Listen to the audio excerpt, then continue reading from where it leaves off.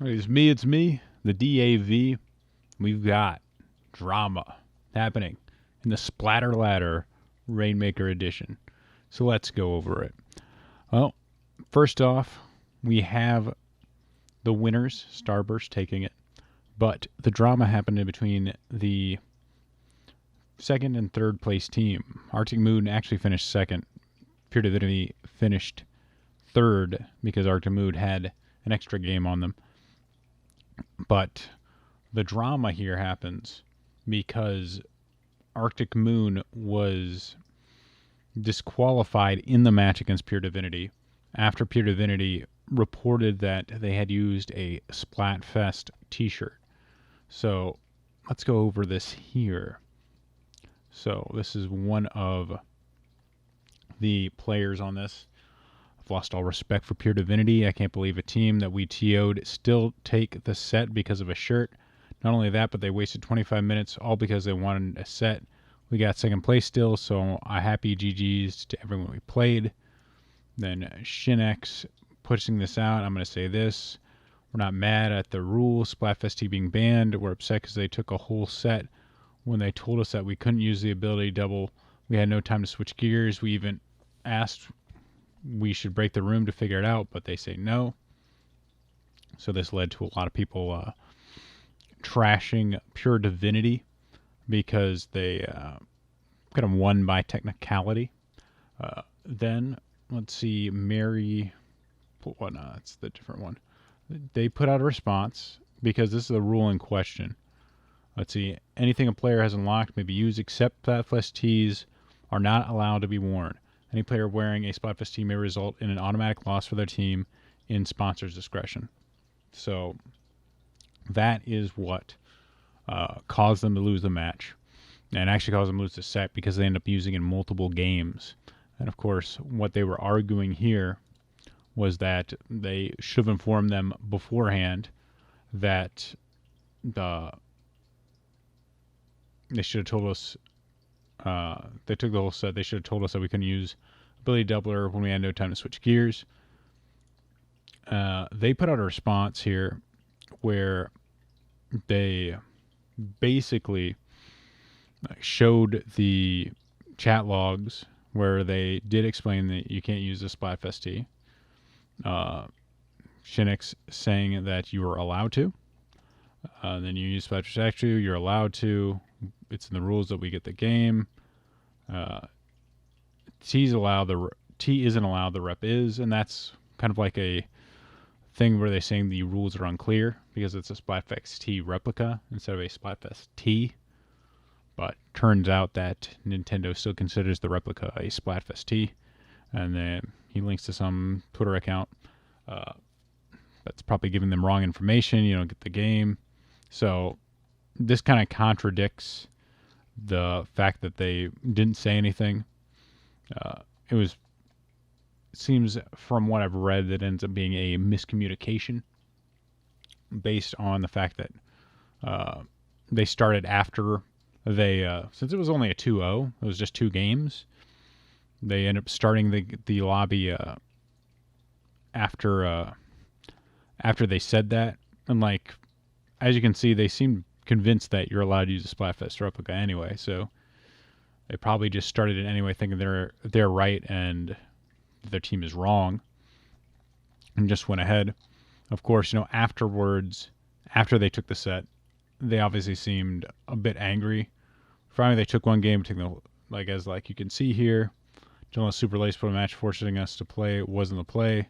We asked, hey, you want us to break the room? They said no, they said they did say that, but from their perspective, they didn't want to break the room. They just figured they'd switch shirts at that point. And then at this point, it seems they're exploiting the rules more than anything. Then in response to this, he kind of softens it. Their perspective, each perspective was a little bit different. Either way, it would have gotten DQ'd because we would have lost due to the purposely disconnecting or Splatfest T. I had said it before the second match. We didn't check since we thought they didn't want to remake. One of them were saying nah when we asked to stop the room. In the end, the rules are rules, so we respect that. Instead of doing us the rules based off Twitter information, and ask the TOS or the TOs. Remember learning experience. So there was kind of a whole thing here with it.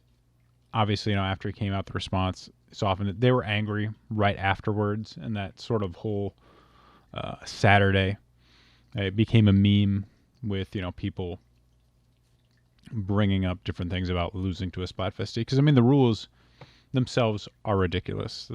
I don't see what advantage the Splatfest gives, but they banned it, so the rules are the rules, and I can kind of understand why people are. I can understand why people are mad because losing because of a technicality, or a team taking a win simply off a technicality, especially when the gear the other person was using isn't giving them any sort of advantage. Well, let's be honest. Them using it didn't change the fact that Artic and Moon beat Pure Divinity in the match itself. And people, bring up the idea. I was talking to Nick, bring up the idea of sportsmanship. It would have been the sporting thing, like in the spirit of the game. The game decided who won, and kind of like it almost seems like a circumvention to use the rules of the game to go around it and take a win.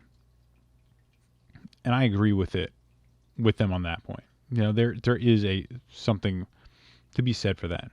On the other hand, the rules of the game are the rules of the game. And what I kind of don't like about people ragging on Pure Divinity or saying acting like it's a win with almost any asterisks is the fact that the rules were laid out. They broke the rule. Arctic Moon broke the rules. So Pure Divinity was entitled to take that game by the rules of the game.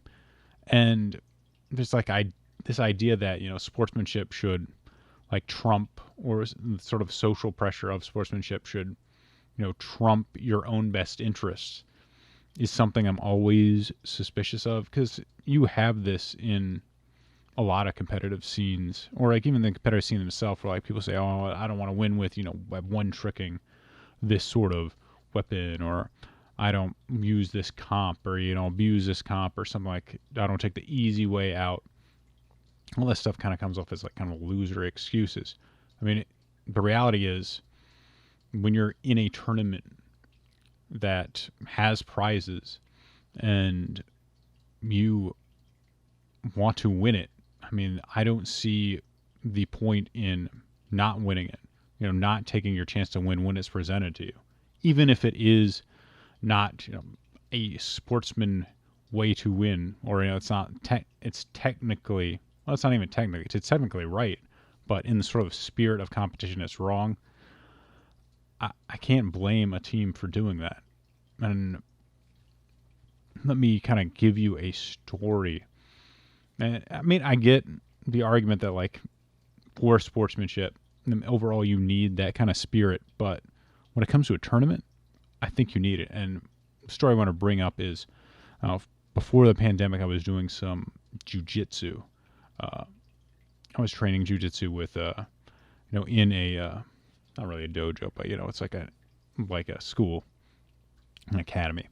And normally, when we spar, jiu-jitsu has a lot of sparring, and the spars are usually very friendly because it's a lot of older guys, maybe some younger guys, but everyone kind of, when you're sparring, you don't take it to the limit because it's a practice. You don't want to hurt people because it's meant to be practice. You want to kind of go as far as you can to simulate a real fight, but at the same time, you don't go too far.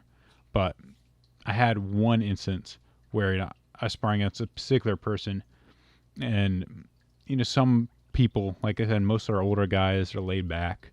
They just want to practice, have fun, and not get hurt. But I was for this particular instance, I was practicing against a younger guy, about maybe around my age or so. But he really went at it, really aggressively, tried to do this jumping arm grab, like leg takedown, and almost felt like he almost was about to like bend my arm out of the socket, and that I just like tapped out. And but I didn't really spar with him after that, because there is, like, if you talk to anyone training jiu-jitsu, you want to avoid people like that, because they're just some people like that are overly aggressive. They take it a little bit too seriously. I mean, to the point where it's not fun and it's potentially dangerous, because if you try and take it too far, being too aggressive, I mean, there's definitely a chance you can injure someone. And especially since it's a beginners, both of us were beginners, and that's really, he was more experienced. He's been doing it for a little while, but everyone tells you that it's the white belts that you need to watch out for when you're sparring, because they don't know what they're doing. Like a black belt, blue belt, they know it. But to get back to the story, there was a lesson in that for me when I looked back on it. Because at first it was like a little bit shocking, a little bit frightening. I was like, man, I don't want to fight this guy again, because like he's going a little bit too quick, and he's trying to do some stuff that like I'm not comfortable with someone at that level trying to do. But when I think about it, thinking back about it, it's an important lesson that, hey, this isn't just practice. Like in a real life situation, in a real fight, the guys aren't going to be, sporting. They're not going to be gentlemanly about it. It's going to be a fight. So it was also an important reminder to myself that, like, hey, this is reality. In reality, outside of the sort of sport part of it, is something that is cutthroat. You play for keeps. And I think it kind of relates to this situation here, where it's like, okay, like, yeah, everyone practices together. It's kind of a very close-knit community, but there still needs to be that understanding. And I think there's sometimes there needs to be a little bit more meanness in it, to kind of remind you that, hey, when something's valuable is on the line, it's every man for himself. And you just can't kind of depend and expect the sort of freedom of friendship and sportsmanship to kind of carry the day. Like, it's nice, and it's good when people do it. It's respectable, but you can't expect it. Like, and I think it's almost wrong to expect it and to put pressure on people to act against their own best interest. I mean, yeah, it's good when they do it, but to kind of like say like, oh, you're a bad person, especially when something like Pure Divinity clearly didn't do anything dishonest to win that game. They just simply followed the rules, took advantage of the rules that they see. Hey, they broke the rules, they get the loss, we're going to take it. And they did. So that's sort of my take on it. Again, I can understand both sides. It's kind of a nuanced thing where, like, I get people kind of like, all right, it was a technicality. It's not a real win since you didn't do it in game. But hey, they won though. You take that win. I don't think there's anything wrong with them doing that, because hey, they wanted to win. They had the opportunity to win. Like, even if they didn't say anything and then reported it later, it still would have been technically their win, because it's Arctic Moon's responsibility to understand the rules, get the right information. That's on them. It's not your enemy's job to help you out. And in that particular tournament, in that situation, they're enemies. And that's kind of the thing where I'm like, sportsmanship, or, like friendship, that kind of social thing. Like, it's important for the community, the overall community, but I think in the situation of the tournament where it's no holds bars, everything goes, within the rules, then to expect it, or, to harp on people for, doing what they need to do to win, taking a win when they have it, I don't know. It rubbed me the wrong way. I don't think it was wrong for Pure Divinity to do it. I mean, if I was in Arctic Moon's shoes, I would have been pissed too, because I beat these people, and now they just kind of took it away over what is my own mistake, but still, it's kind of outside the game. So that's my take on the Splatter Ladder Rainmaker drama. I hope you enjoyed it. And I'll talk to you guys later. Oh, and hey, let me know what you think. Who is in the right here? Or maybe there isn't anybody right here. Just let me know what your take is on this drama. All right, guys. Talk to you later. Bye.